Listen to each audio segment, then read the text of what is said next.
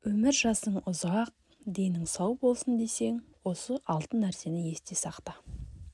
Таза ауада көп жүру, мөлшерімен дұрыс әрі пайдалы тамақтану, қозғалысыңыз көп болсын, дұрыс ұйқы, өз қалпымен артық та емес, кем де емес, өзіне дұрыс демалыс сыйлау, уайым қайғыға түспеу.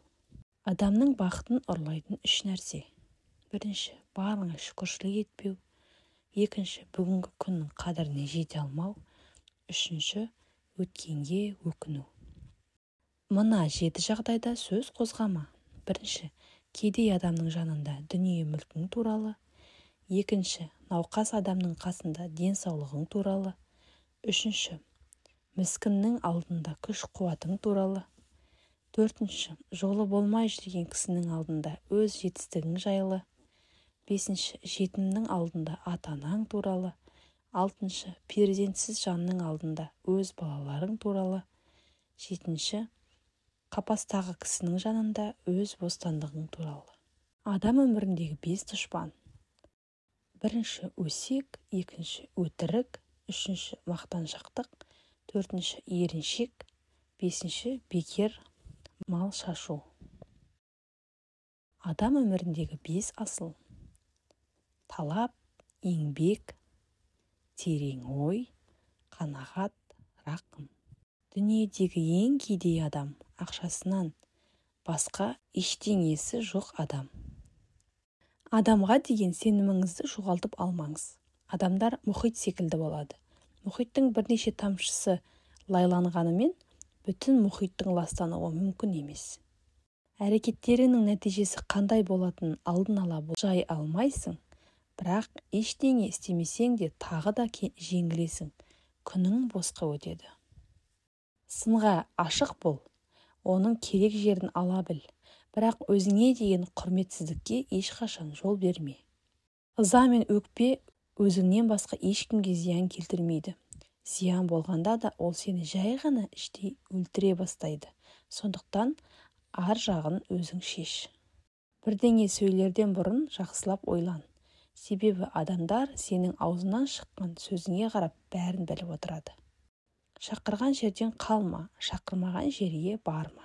Алдап тапқаның селге кетер, адалдап тапқаның өміріңе жетер. Адамдар осы екеуінің қадірін оны жоғалтқанда ғана біледі. Ол жастық шақ пен денсаулық. Осы 2 түрлі адамнан аулақ бол, сараңнан және көрсе қызардан. Адамның бүкіл өмірі өзін-өзі жұбату, өзін-өзі алдау. Өзгенің қатесін жасыруда түн сияқты, ал жақсылығын айтуда күн сияқты бол. Біреуден міндет есіткеннен гөрі таудың шыңындағы жүкті көшіру жеңіл. Қолымнан келмейді деп емес, өмірде ештеңе істеусіз өтіп кетемін деп қорық. Әркім өз өмірінің сапасына өзі ғана жауапты. Ақылды адамның 8 әдеті бар. Бірінші, сұрақ қойып ізденеді. Екінші, күніне кем дегенде 5-6 бет кітап оқиды. Үшінші, өзіне мотивация беретін нәрсені көп жасайды. Төртінші, ақылды адамдармен көп сөйлеседі. Бесінші, дұрыс тамақтанып миды жаттықтырады. Алтыншы, бүгін істейтін істі ертеңге қалдырмайды. Жетінші, күнделік толтырады. Сегізінші, алған біліммен бөлісуден ешқашан жалықпайды. Абыройлы және беделді адам болғың келсе, бірінші, жауапкершілікке аса мән беріңіз. Айтқан уәдеде тұрып, істеген ісіңе жауап бере алатындай бол. Екінші, ерлік. Өзгелер шеше алмайтын мәселелерді сіз шешіп беріңіз. Үшінші, жомарт бол.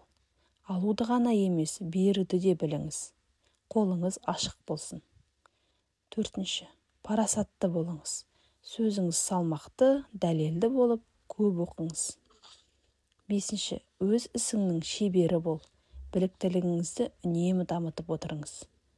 Алтыншы, рухани дамыңыз. Ешкімді жамандамаңыз. Қайта жақсы жағын айта отырыңыз. Өсек ешкімге абырой әкелмейді. Жетінші, тазалық пен киіміңізге мән беріңіз. Қазір заман киіміне қарап, қарсы алатын, сөзіне қарап шығарып салатын заман. Сегізінші, Мінезі қиықтың ішкені сұйық. Адамдармен тіл табысып, көңілді жүруді біліңіз. Құрметті оқырман, видео ұнаса, лайк басып, комментарий қалдыра кетіңіз. Және де каналымызға тіркеліп алуды ұмытпаңыз.